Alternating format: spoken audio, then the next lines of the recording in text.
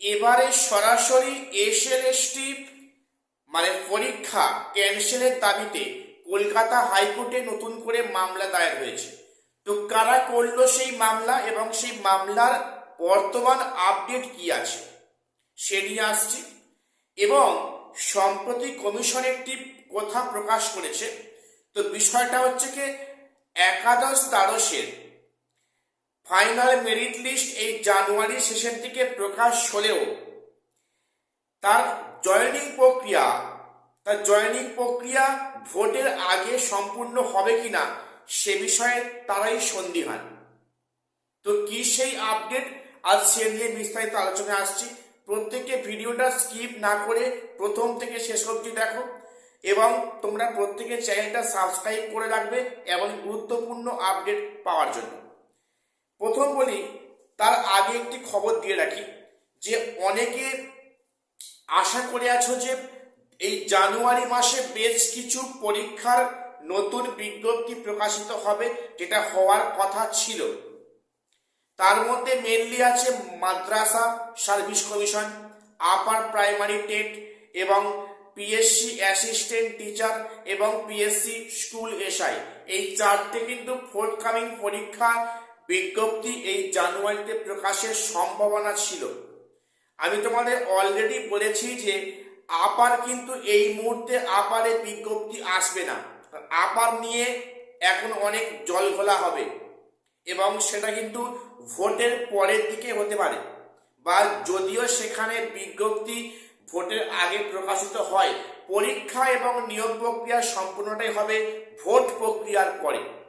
দেখো আজকের দিনে সেই কথা কিন্তু প্রায় মিলে গেল, অর্থাৎ আপারে বিজ্ঞপ্তি এখন এই মুহূর্তে আসছে না, আসার কোনো সম্ভাবনা আদৌ নেই।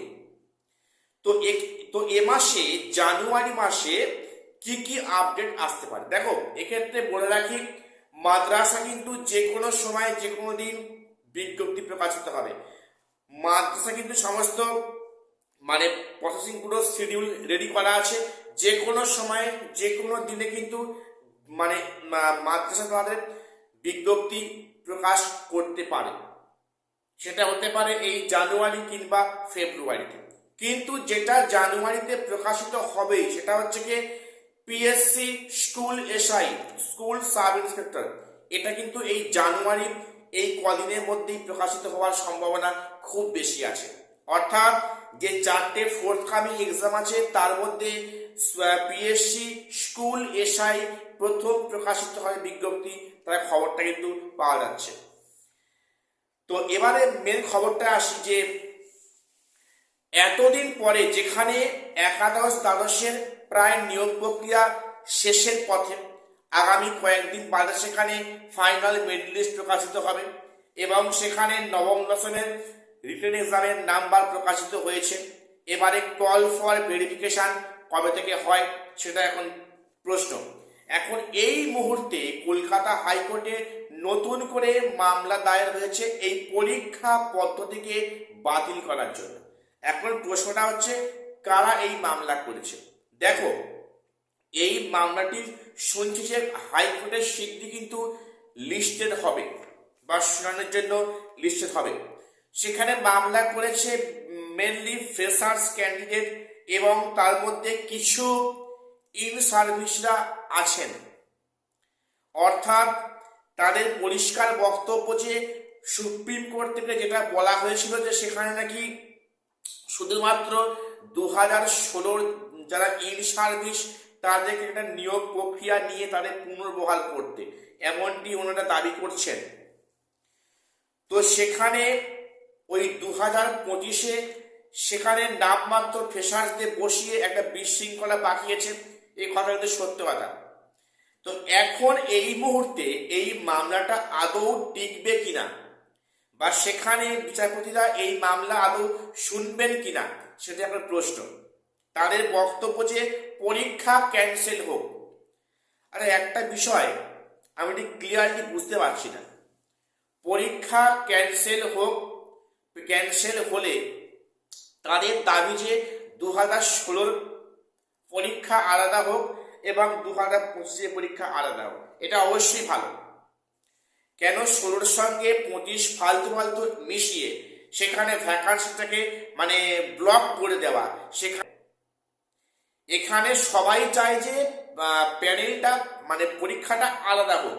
আচ্ছা, এখন সেটাতে কিন্তু বেশি এসেন্সিয়াল যে পরীক্ষা যা হওয়ার হয়েছে হয়েছে, প্যানেলটা আলাদা করা। আমি কিন্তু বারবার এটা বলে আসছি যে এই দাবিটা এখনকার আজকের দিনে খুবই প্রাসঙ্গিক।